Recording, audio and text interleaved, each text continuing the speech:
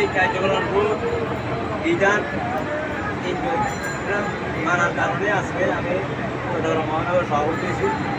তো এবার আমি কিন্তু যে 16টা থানার দায়িত্ব আছে বর্তমানে। আমি 9টা থানা ঘোষণা দিয়েছি। তো এই বিশেষভাবে আপনার কিছু থানা আসলে কি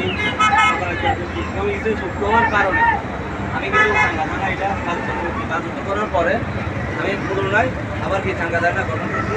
আপনাদের উপর নির্ভর করে যাচাই বাছাই করে আপনারা যেভাবে সুন্দর হয় 10 বা দর্শক আছে শান্তিতে কাঁধে কাঁধ মিলাই আমাদের কাম হবে কি আইনকে সহযোগিতা করা, আইনে আপনাদের সহযোগিতা করে যতটুকু লাগে ততটুকু সহযোগিতা লাগে ততটুকু তারা কিন্তু আপনাদের ফেরত থাকবো। আপনারা কিন্তু থানা কমপ্লিট এই মাঠ পরিচালনা করবেন আপনারা, একটা জনগণের উদ্দেশ্যে কথা বলবেন আপনারা।